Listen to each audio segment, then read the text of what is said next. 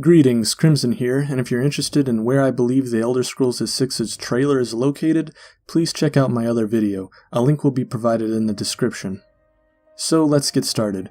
High Rock is definitely the location for The Elder Scrolls VI.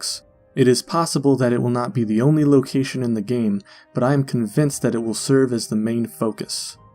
Most people are aware that the main stories within the Elder Scrolls series have always been about some sort of world-ending catastrophe that the hero manages to prevent, but for the more astute Elder Scrolls gamer, this is just the surface of these games' story. In reality, there is an even bigger narrative hidden underneath the surface, which can only be properly seen as newer games release. The true story behind the Elder Scrolls is actually about the fall of the Empire from power. This setup began all the way back in the Elder Scrolls Arena when Jaeger Tharn, the Imperial Battle Mage, kidnapped Uriel Septim VII and threw him into a realm of oblivion using the Staff of Chaos. Not everyone knows this, but the events in the Elder Scrolls Arena takes place over a 10-year time period, the longest in any of the Elder Scrolls' history. During this 10-year period, Jaeger Tharn set into motion an event that couldn't easily be stopped, even by a hero. It was the beginning of the end for the Empire. Jaeger Tharn posed as the Emperor for the entire 10-year period, until the Eternal Champion succeeded in rescuing the Emperor. As anyone would suspect, Jaeger Tharn ruled with an iron fist, and his actions birthed discontent throughout the people of the Empire. This period where Jaeger Tharn ruled became known as the Imperial Simulacrum, and once it was finally over, the truth behind this event came to the surface. The populace became aware of the fact that the Emperor was not directly the one to blame for the unrighteous actions they had to suffer throughout the years, but the damage had already been done. If anything, the spreading of this information would shine a light on how weak the Empire had become to allow such an event to transpire in the first place. The foundation of the Empire itself started to crumble.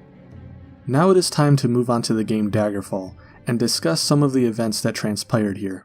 The first thing we should do is look at the perspective of the in-game characters who were present during this incident. If you have not yet read the in-game book called The Warp in the West by Ulvius Tarot, I strongly recommend it, and a few of the passages in the next few lines will be taken from this text.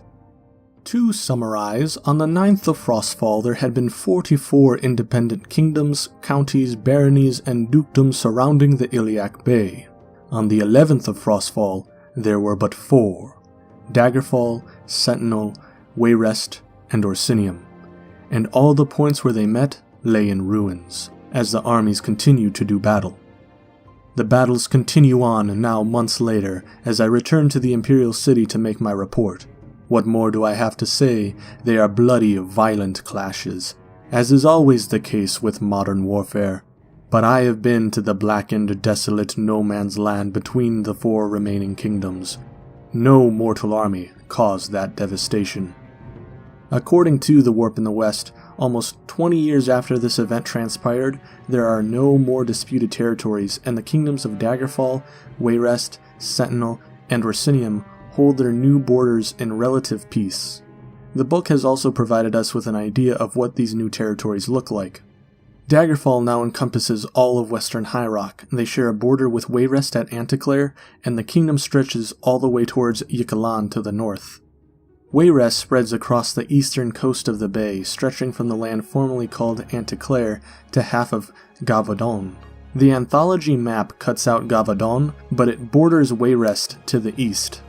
Sentinel has gained the most land, sprawling across the entire southern Iliac Bay from Abibon Gora, beyond the Dragontail Mountains, to the edge of Mornoth, which is Orsinium's territory. King Gortwog of Orsinium controls much of the Rothgarian Mountains, as well as the profitable river coast of the Bielsay.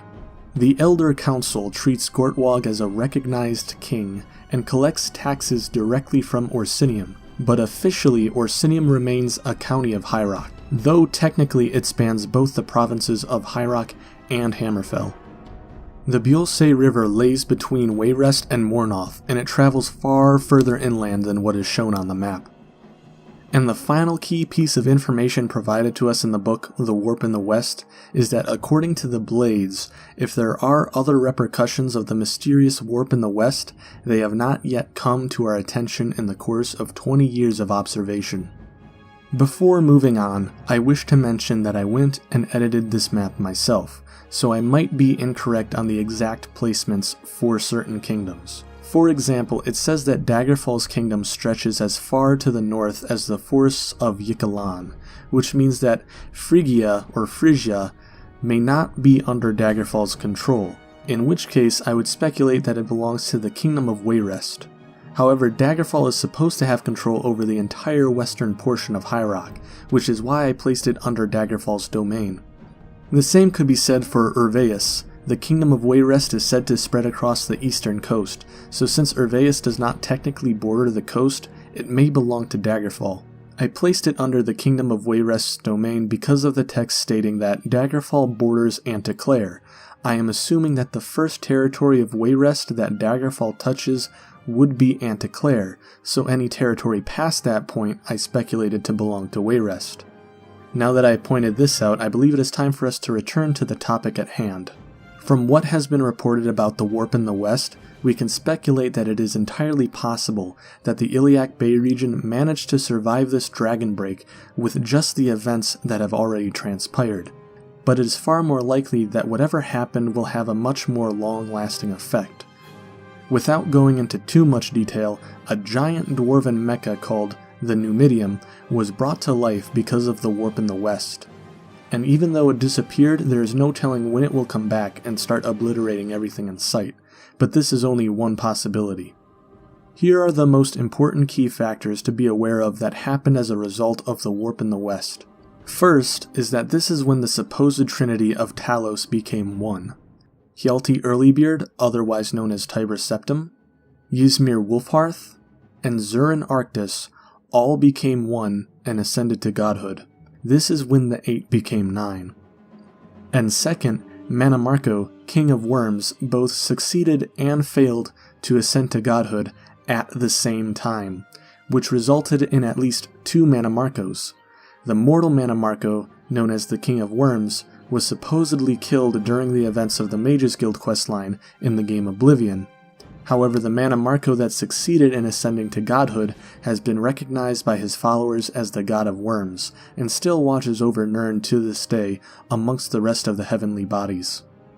Moving on to Morrowind, the worship of Talos has now become standard practice by the Empire, and Talos has been publicly recognized as the 9th Divine by the majority of men.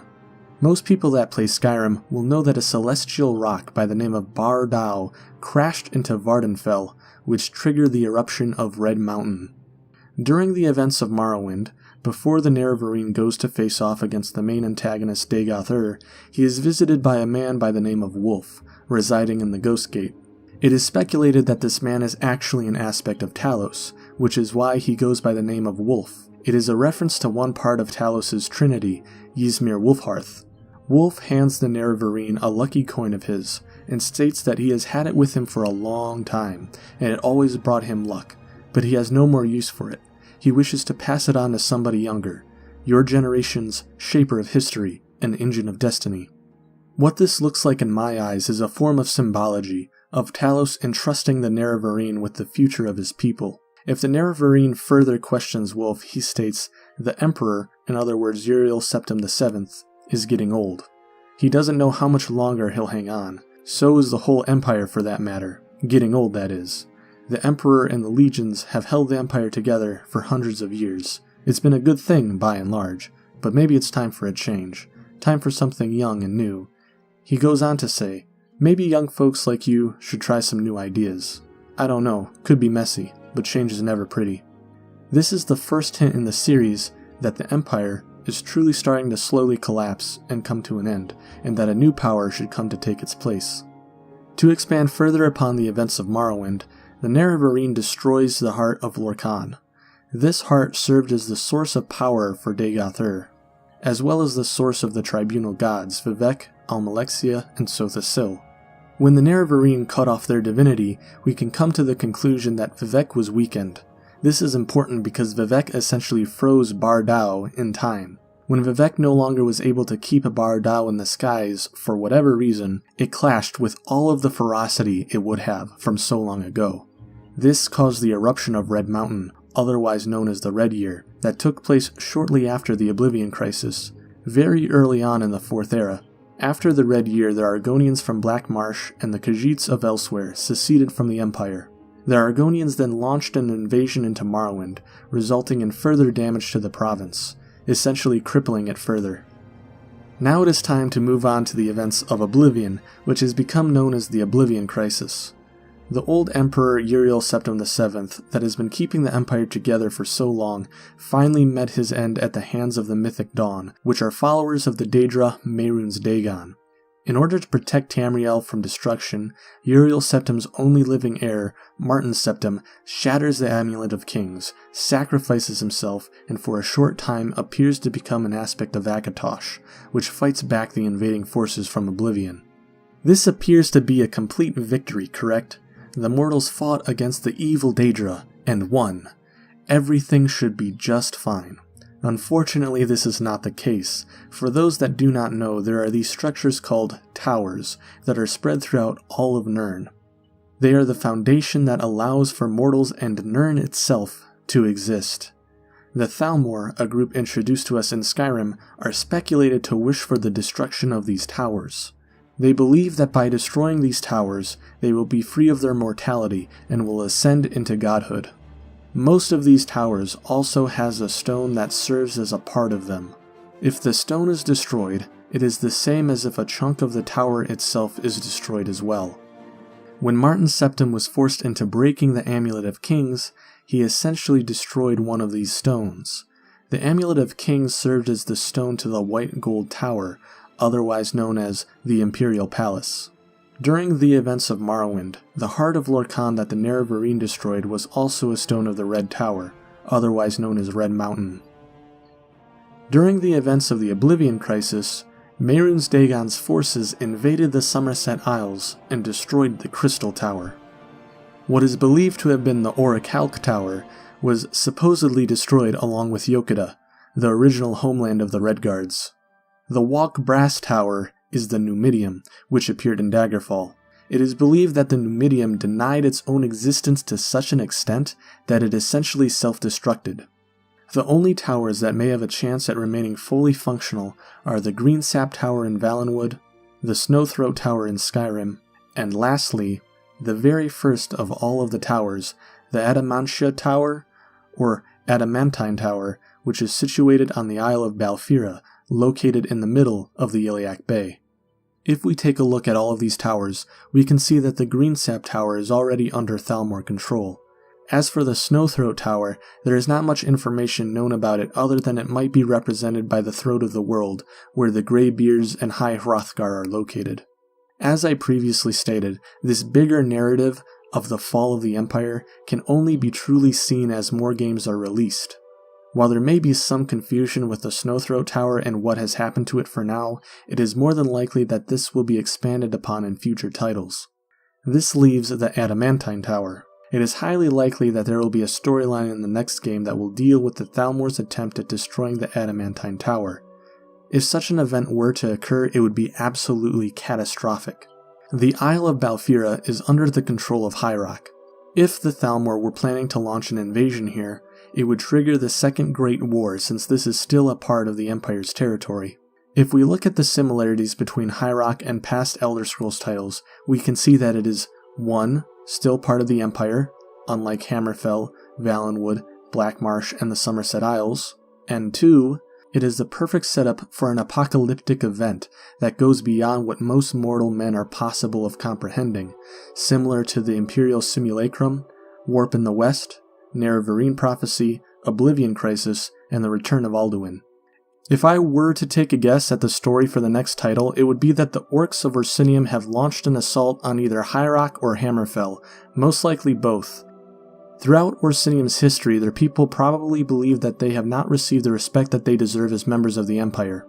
According to the UESP Wiki, which is citing a real book called The Lord of Souls by Greg Keyes, at the beginning of the 4th Era, between the 11th and 15th years, the capital of the Kingdom of Orsinium was sacked by both High Rock and Hammerfell forces, causing them to relocate their capital near Skyrim's borders. Not only that, but previously it was mentioned how the king of Orsinium, King Gortwog Gro Nagorm, wished for his kingdom to be recognized as its own territory. Yet this wish has never been fulfilled during their time with the Empire. There has also been long-standing racial tensions between the Orcs and the other races in the Iliac Bay region. My guess is that the Orcs either colluded or were manipulated by the Thalmor to launch an assault on the surrounding provinces. This would provide the Thalmor a pincer tactic where the Orcs would assault from the north and the Thalmor would assault from the south.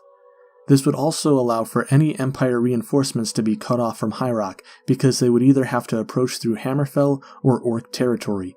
An easy way for the Aldmeri Dominion to influence the Orcs into joining them is by simply stating something along the lines of this: "We will allow you to be recognized as your own territory if you choose to side with us, and you will be allowed to keep any of the areas that you manage to conquer for your own." Another possibility is that the Orcs could invade High Rock, while the Aldmeri Dominion invade Hammerfell.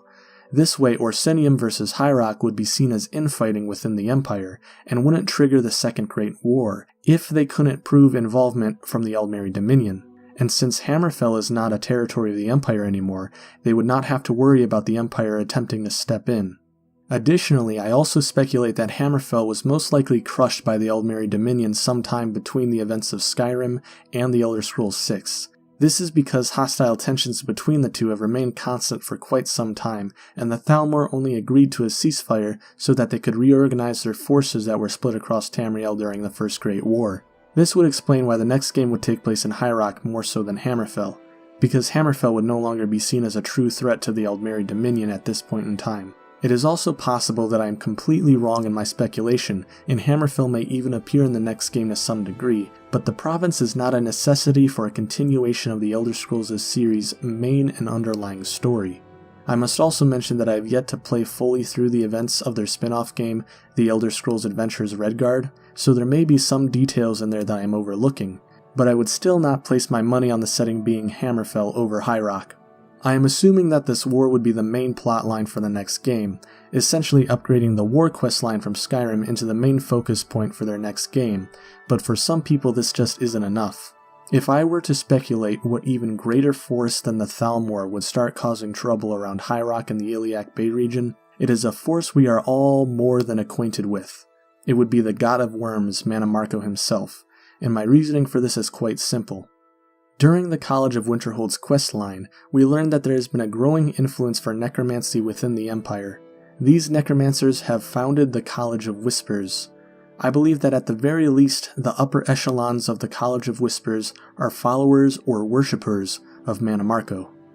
As for what the quest about Mannimarco and the College of Whispers will address, it is more than likely an attempt at seizing the Eye of Magnus back from the Isle of Artaeum, otherwise known as the home of the Psijic Order. They claimed the Eye of Magnus during the events of Skyrim, yet the purpose of the Eye was never addressed. This entire questline was more than likely a prelude to the main events of the Elder Scrolls 6, which is why they not only provided an introduction to the College of Whispers, but to the faction known as the Synod as well, which serves as a replacement of the Mages Guild. Since High Rock would be the main location for the next game, it would only be fitting that the story related to the homeland of the Bretons would involve a plot along the lines of a more magical nature, and these story elements would be more than perfect for fulfilling that role. I would assume that Elder Scrolls 6 does not only address the invasion of the Thalmor in an attempt to destroy the Adamantine Tower, but an attempt of an invasion of the Isle of Artaeum by the Necromancers, which can be located at any place in all of Nirn. Even though I may have not listed every faction, I believe that the main factions that the main character will be able to interact with by either joining or fighting against them will probably be these: the Kingdom of Daggerfall, the Kingdom of Wayrest, the Kingdom of Orsinium, the Imperial Legion, the Thalmor, the Synod, and the College of Whispers. Apologies if there is a change in audio at this point. This video was supposed to end here, but I figured out something, and I think it's absolutely brilliant. I would be surprised if this hasn't at least been mentioned before in the Elder Scrolls lore community, but what if all of these events taking place throughout the games are setting up our characters to ascend to a new Holy Trinity? Our characters will end up becoming the new Talos. If this were the case, everything would make sense. In Morrowind, Wolf doesn't just entrust the new empire to the Nerevarine, he is handing him a gold coin. And what are the gold coins actually called in the series? Septums. It was a way of showing Wolf handing over the mantle of Tiber's septum. As for the Dragonborn, he was given the title of Ysmir by the Greybeards. It is highly likely that he is going to be mantling Ysmir Wolfhearth in the Trinity. This only leaves Azurin Arctis, the Imperial Battle Mage. If the next game takes place in High Rock, an Imperial province, it is highly likely that the new main character will gain the title of Imperial Battle Mage and will gain the right to mantle Azurin Arctis. Now think of this, what if the Thalmor actually succeed in their objective? They believe that they properly erased Talos from the Mythic and are about to destroy the Adamantine Tower and unmake the world. But then our legendary heroes from the past games ascend to godhood and become the new Talos, a new Holy Trinity. I'm not really sure what will happen after this point, but everything seems to be pointing in this direction.